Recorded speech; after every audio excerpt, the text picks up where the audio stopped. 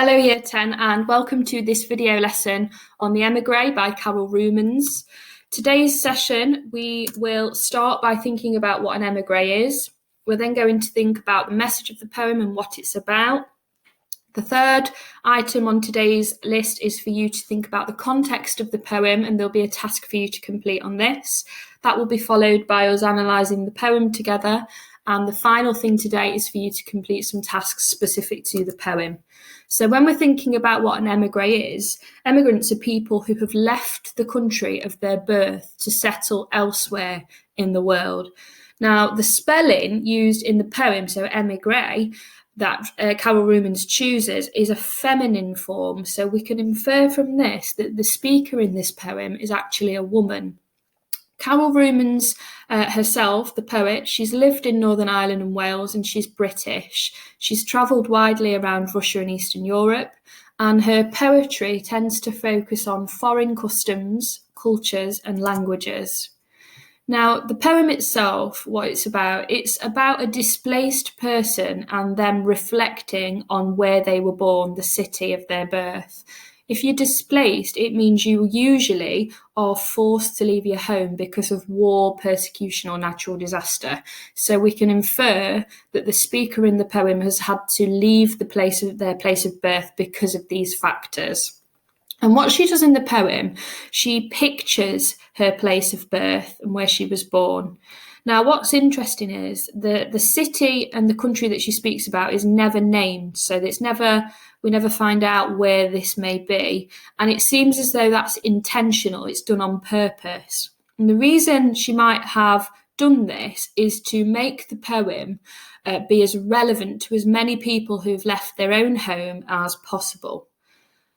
Okay, now the emigree itself. So Rumens suggests that the country that she is from, so her place of birth, may now be war-torn, so it's in a state of war, and also under the control of a government that is dictatorial. And what that means is it's a place where the ruler has total power, and there are some synonyms at the top of the screen for this word. Now, the place in which she's moved to seems to have banned the language that the speaker once knew. So the language that she used to speak seems to be banned. Now, in spite of all this negativity, in spite of her country now being war-torn and the language being banned, she has really positive, fond memories of the place. And all of her descriptions of her place of birth are associated with light and being really bright and hopeful.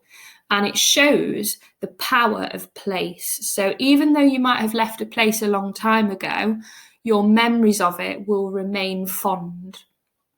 In spite of this positivity, there's also a more threatening tone in the poem, and that suggests that the speaker's relationship with the past and with this place that she's from might not necessarily be positive.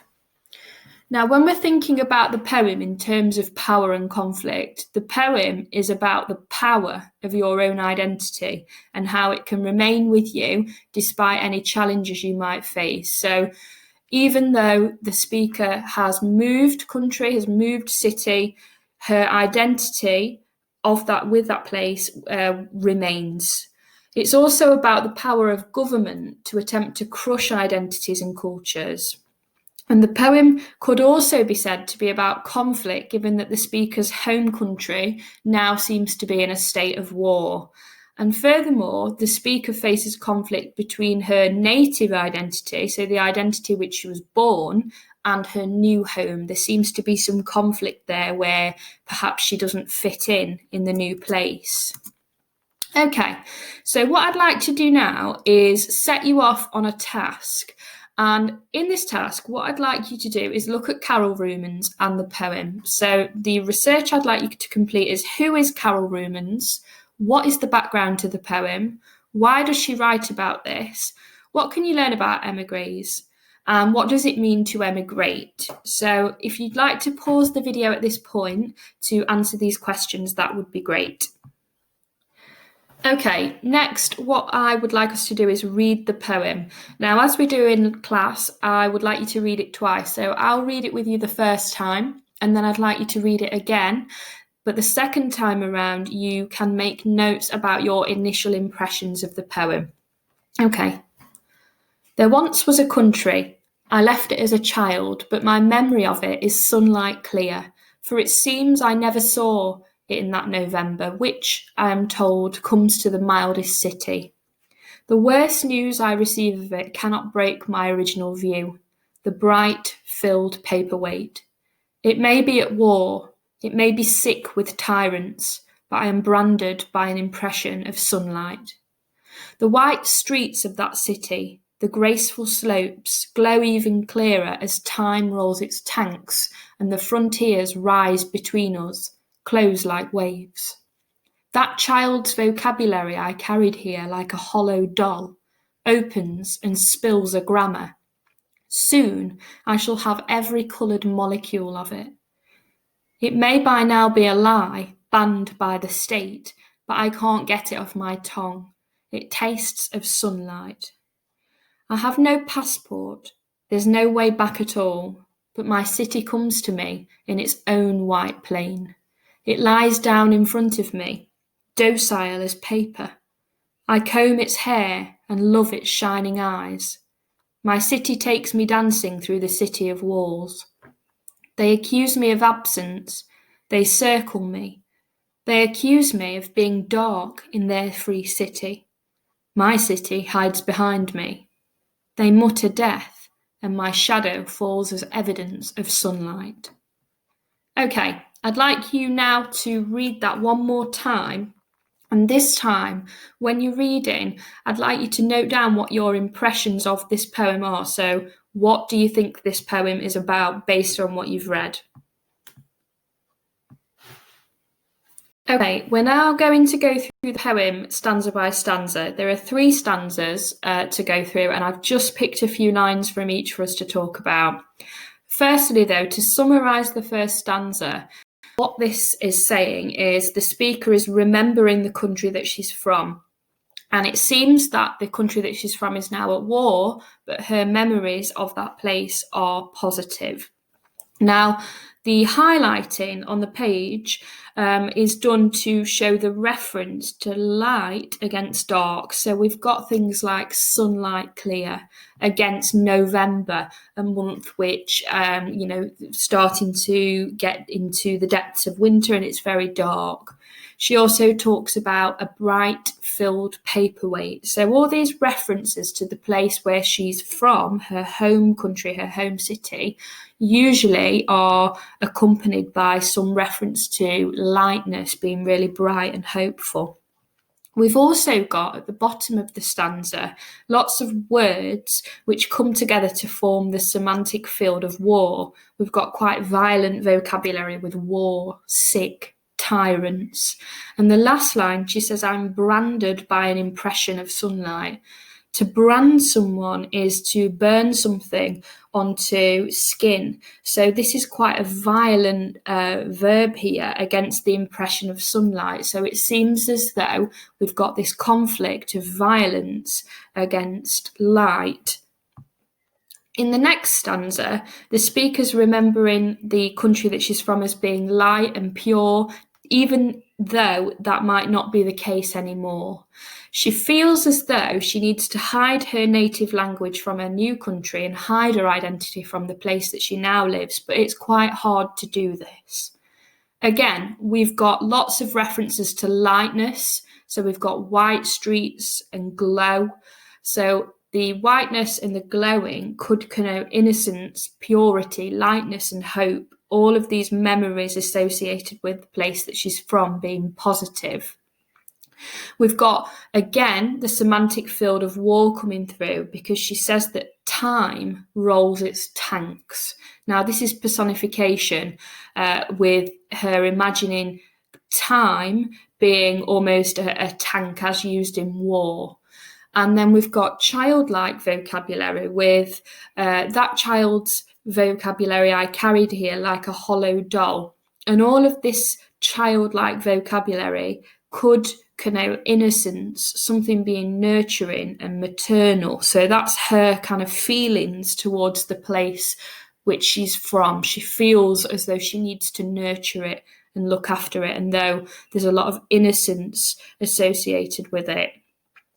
And the last part of the stanza, she talks about how her language may now be a lie, or her memories of the place may be a lie, and it's banned by the state, but she can't get it off her tongue. So it seems as though her memories and her identity of the place that she's from, it's almost now illegal to feel part of that culture, as though she's not allowed to associate herself with this place that she was born. So we've got a lot of conflict in terms of how she feels. She feels very positive towards the place that she was born, but at the same time, there's a lot of negativity as seen through these semantic fields of war, as seen through these references to it being banned, as though it's forbidden to feel positive about this place that she was born. In the last stanza, the speaker talks about how she feels very protective and maternal towards the place that she was born. Her memories of it come to her very often, that she can't escape them. However, the new country that she lives in seemed to physically and mentally oppress her. She's not welcome in the new place, and it seems as though she can't return home either. We've got in this stanza more childlike imagery when she says, "It lies down in front of me, docile as paper.